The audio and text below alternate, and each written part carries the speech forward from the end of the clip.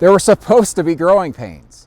A major coaching change, particularly after a legendary coach like Gary Patterson departs a program, is supposed to lead to a few bumps in the road for the new guy. Well, Sonny Dykes here at TCU expected as much when he left SMU in Dallas for a short trip west to Fort Worth.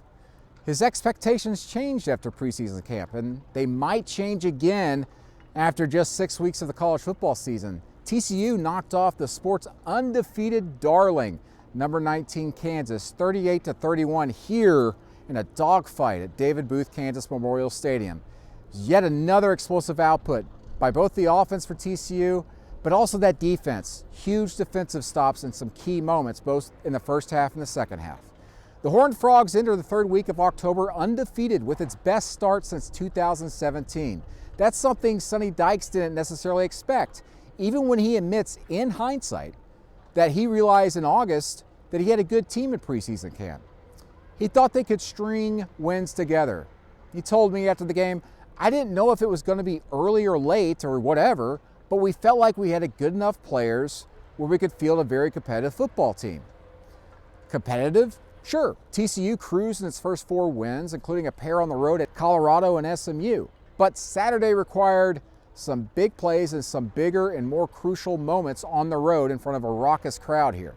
There were plenty too, in an unexpected showdown between Kansas, and the Horned Frogs in front of a sellout crowd in the heart of basketball country.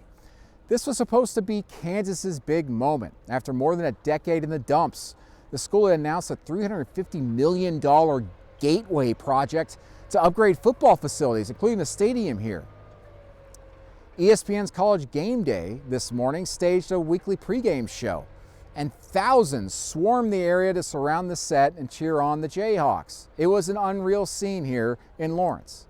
But then the Horned Frogs jumped on the Jayhawks' backs and played party pooper. And how about TCU receiver Quentin Johnston, who finally lived up to the first-round NFL draft hype with a career-high 14 catches for 206 yards. No snag was bigger on those 17 targets than his go-ahead touchdown catch, a 24-yarder in the back of the end zone with Kansas cornerback Kobe Bryant tugging at his jersey on what proved to be a hapless pass interference call with 96 seconds remaining in the game. Quote, still processing that, Johnston said. It was all just confidence.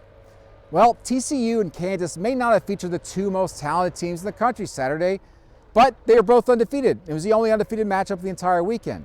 It was also 2 of the country's better coached teams. Kansas coach Lance Leipold and Dykes' adjustments for TCU were amazing. Their philosophies on full display in an explosive third quarter that featured 42 points and 3 lead changes. And the fourth quarter was about in-the-moment tweaks in those final 15 minutes. Consider the simple change in the second half when TCU halted its substitutions on offense, went up tempo, and that paused Kansas's mass shifts in personnel. That really helped the Kansas Jayhawks slow TCU's attack early in the portion of the third quarter. That up-tempo approach for TCU and that change proved to be fruitful, and it placed the Kansas Jayhawks on their heels, and it led to back-to-back touchdown drives that gave TCU a 24-17 lead, and in my mind changed the game. Meanwhile, Kansas didn't falter. With injured superstar quarterback Jalon Daniels on the sideline nursing a hurt right shoulder, Jason Bean was masterful, piercing together arguably his best performance of his career with 4 touchdown passes, including 3 in the third quarter. Not bad for the North Texas transfer. And listen, both Kansas and TCU are going to go to bowl games this year. For Kansas, that seemed like an out-of-reach dream after failing to win no more than 3 games in each of the last 12 seasons. But second-year coach Lance Leipold has the Jayhawks humming through the air in the Big 12. Kansas's only worries this season should be the health of Daniels' shoulder and whether Wisconsin will steal their coach after the season. He is a Wisconsin native and coach on the Division III level there, by the way, and won 6 national titles, so watch out for that.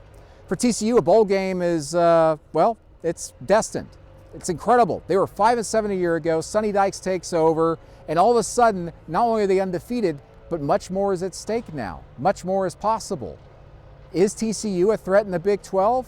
If they play like they did today and make the adjustments, why not?